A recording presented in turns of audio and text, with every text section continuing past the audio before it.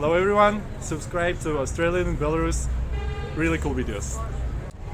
Hi, I'm an Australian guy living here in Belarus, and when I first moved to Belarus it was only a temporary move and I really didn't know much about the country. And it was my opinion that, well, not even an opinion, it's a vague guess, that the country was something like Russia, but actually they're quite different in a number of core ways. They have some similarities as well, but some real core differences. And today I want to explain some of the differences, superficial and meaningful, between Belarusian women and Russian women. I'll start off with the meatier one. I'll start off with that Russian women are more seductive. Yeah, they know how to use their feminine sexuality to lure in a man in a way that Belarusian girls don't tend to do. Belarusian girls kind of hang back and analyze you to see if you're suitable, but Russian girls are a lot more suave. They've got a lot more seductive prowess in the way that they go about things in the dating and courting process. Which leads me to the second point, and that is that, I think Russian relationships start a bit faster than Belarusian ones.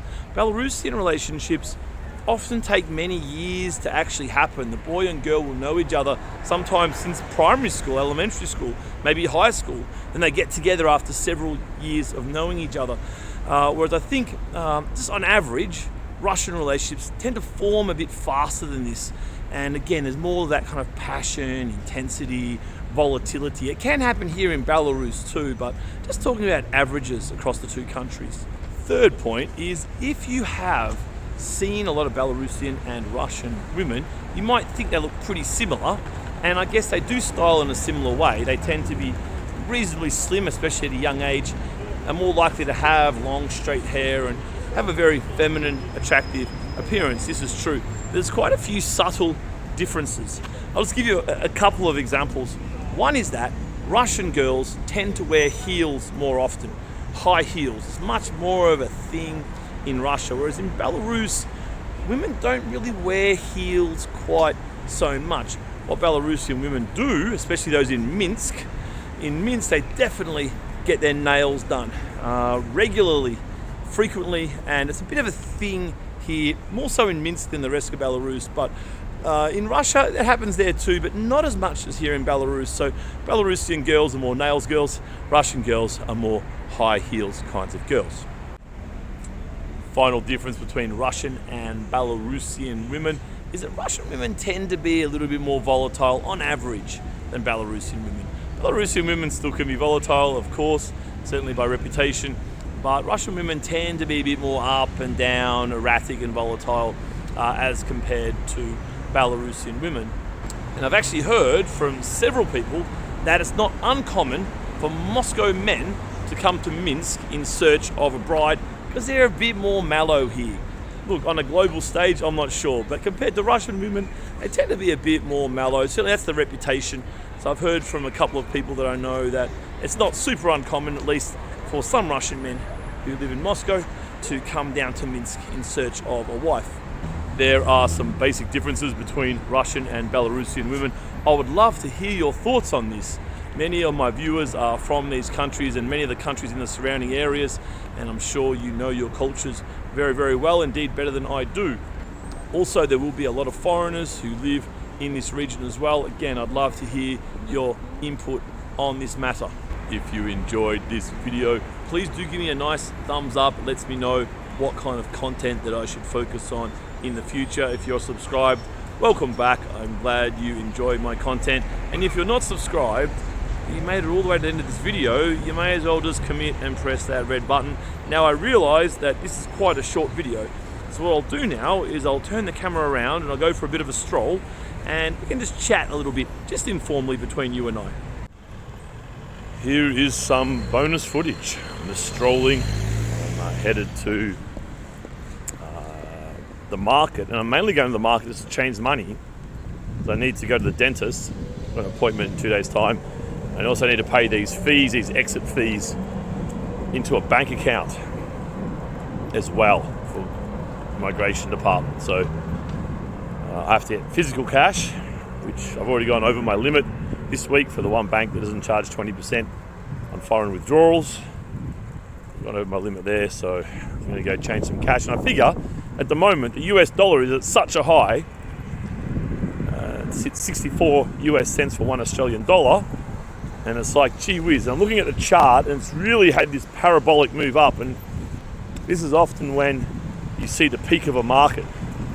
So in terms of US dollar, it's a chance that we're somewhere near that peak. It's just gone up so much, and these kind of blow off top. If you know much about charting, kind of have this blow off top in charts. Bitcoin's done it a zillion times, back in the good old days. So yeah, I figure not a bad time. Let's sell just a couple $100 US, get enough to pay for the dentist, which will probably be, I don't know, $50 or so, maybe 70, and then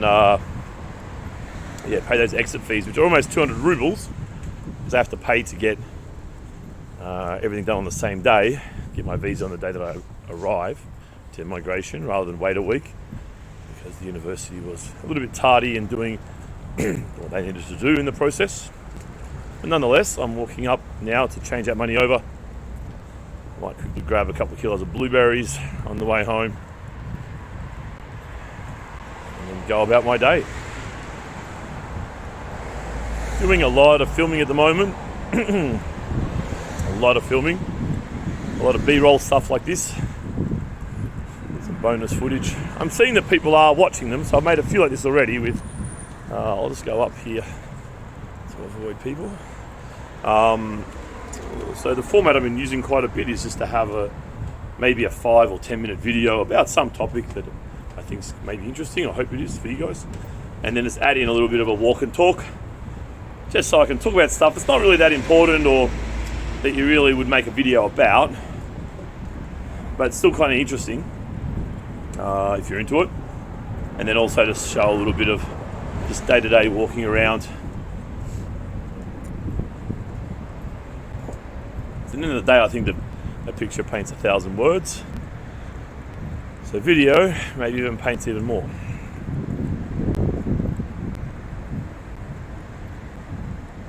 I've been redoing this for a long time. I'm not sure what they're doing here, can't quite tell. Looks like they've painted it, you can kind of tell it there. They've got the windows covered. And it's looking nice and newly painted, looks beautiful. And you can tell down here it's still kind of scungy, but they haven't painted yet. Obviously you're going to paint from the top down, right? You're going to paint the bottom first, because then paint will splash from the top down to the bottom. So it looks like it's almost done, but they've been doing this for a while. They're pretty quick with stuff here, I have to say. That stuff gets done pretty quickly. These kind of external refurbs, which are fairly common. They don't usually take that long, but this one has taken a while. Wow, that's one of the first graffitis I've ever seen. Sign of that American culture slowly creeping in. Very slowly creeping in.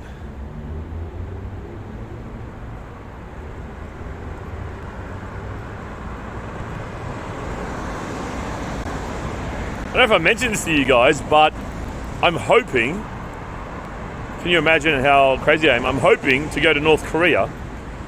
Now, I know a guy who's done this, and I only want to go, I preface this, I only want to go if I can film freely for like a month. Obviously, I'm going to have to learn a little bit of Korean. My friend who went there said that everything's like the cheapest you'll ever find pretty much in the whole world, other than telecommunications. So this might be a problem. Getting around, using maps, and I don't know what they'd use internally, because I mean in this part of the world they just use Yandex for everything. You can use Google too, but Yandex versions of everything. I'm not sure what they'd use for a search engine in North Korea. That's a good question. Just these little simple things, right? So I remember when I had a stopover in China some years ago, and I'm just trying to find, I think it was in Shanghai, so not exactly a quiet place, you know. And I was in the airport, and I'm trying to work out where on earth my flight will go from, my connecting flight, and I couldn't search for anything. I didn't have a VPN at that point. So I had to use WeChat to message former students of mine to get them to look it up for me. So that's probably a bit of a flavour Just those things that you're used to, just Google it or Yandex it.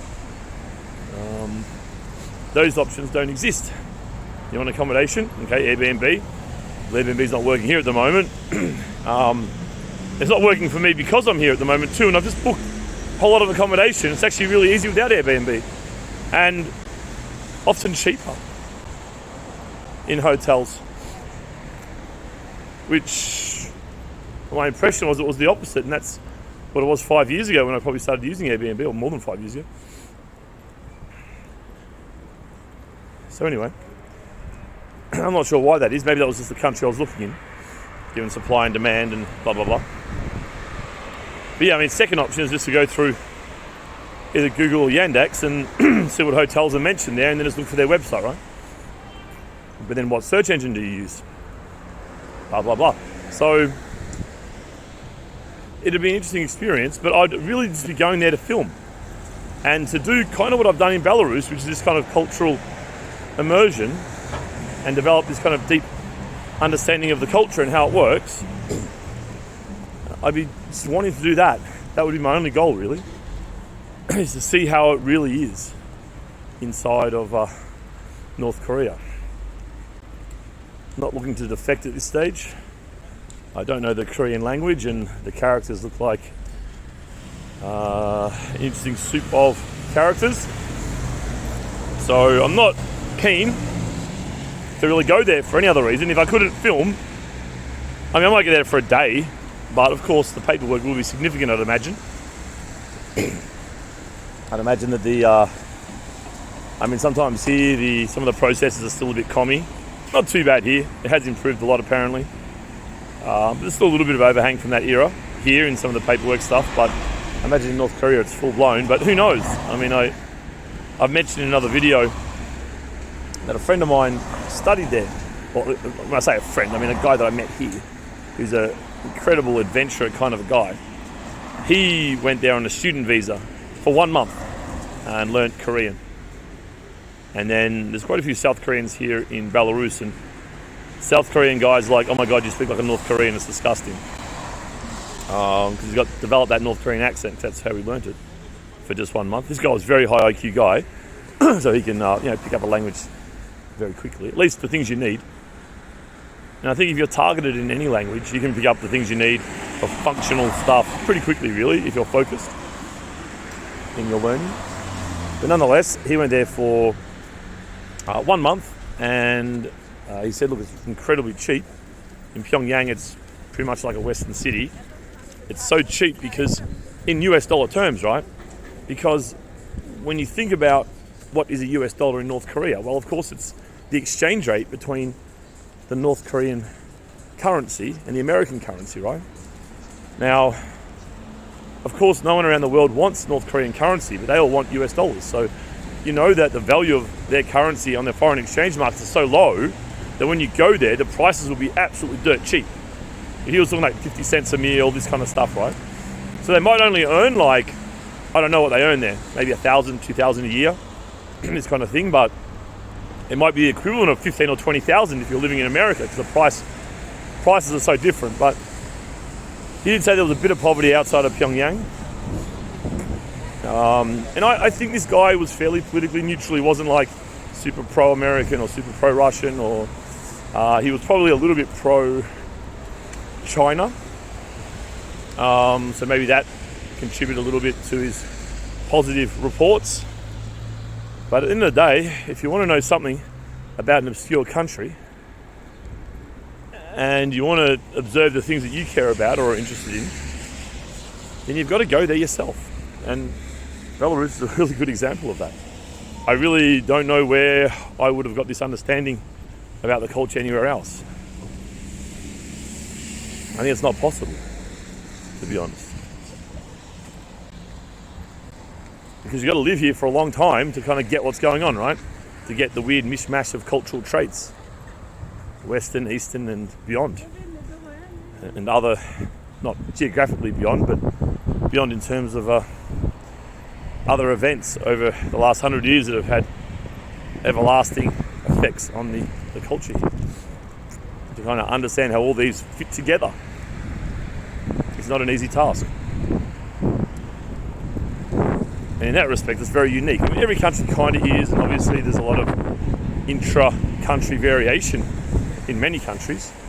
Although not so much here in Belarus. There is a little bit, of course, down near Grodno and Brest is a bit more European because, of course, they were a part of Lithuania and then a part of the Lithuanian-Polish Empire as well for centuries and centuries. So slightly more European down there.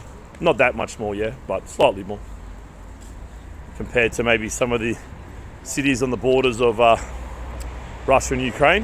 Definitely Gomel was very different in character. The people there were very different in mindset to Grodno and Brest, but the dimensions of difference here aren't that big when you compare to maybe India or Indonesia as examples. You know? I'm just going to go change some money. It's right in the entrance here of the market. I filmed here before at the market, so you probably recognise it. If you haven't been here from other videos, I'll go through here and change over $200. Now it's interesting that the dollar, as I'm filming this anyway, yeah, I mean this is September, I don't know, 27, 28, 29, somewhere around that space, 2022. So the dollar has really spiked a lot. I mean just in general, but especially the last kind of month or so. But the Belarusian ruble's gone up by slightly more because the government here fixes the ruble.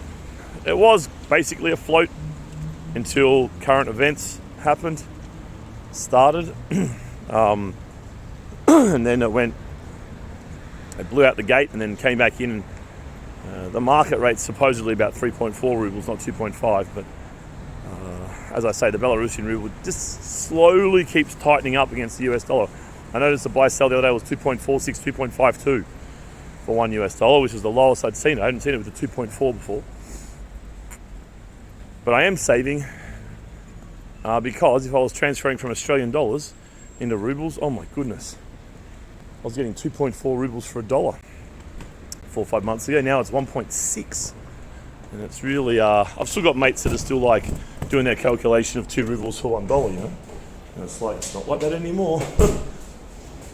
This is not what's going on now. 1.6, more like 1.5. So I'll just show you the money changer. Thank God there's no queue. There'll have to be a big queue here. Hopefully the buy-sell spread's nice and tight. Oh wow, it's coming a bit more again. 2.45. So buy-sell there. 2.45, sorry about the lights there. And 2.51. So I'll get 490 rubles for my 200 US dollars. You can see the Russian ruble spread is very high. That's because Russians have been coming over to try and get US dollars from Belarus, so they made that nice and high there to try to discourage that behaviour and stop it from disrupting the float or the rate here in Belarus. So I'll go ahead now and I'll buy 200 US dollars worth. So here's my receipt here. So you see $1 for 2.45 Belarusian rubles, which gives me a total of 490. There is a 50, and you get a whole lot of 50s as well as a 20 there as well. So I'm feeling a bit ripped off because the exchange rate is not a market rate. Because if you did have a market rate, like who in the world needs Belarusian rubles at the moment? Not really anyone. So, well, not many people anyway, but people here want dollars, of course. So you'd have a really weird exchange rate that wouldn't really reflect the living standards of the countries. So they kind of have to control it. I understand why they are controlling it. So I think the authorities are doing the right thing in terms of keeping things like prices stable. I think it's the right economic decision. If you think the market's genuinely failed because of what's happening, which I think is a reasonable assumption. I think that it's the right thing for now to do. In general, you don't want to be fixing your exchange rate, but in weird circumstances where the market's not working properly, I think you can. Obviously not forever, of course, but there's such a low volume of rubles in the foreign exchange market that they can probably fix it for quite some time without any duress on their reserves, right? So, but if this was market, I mean, who knows what it would be. But the problem is it would just keep deteriorating, devaluing, and then people would just keep selling the rubles, buying dollars, and then it would become like a perpetuating cycle, you know what I mean? So But anyway, if I transferred from Australian dollars into this, oh man, I would have copped it. So actually, it still is a good deal compared to the option that I have.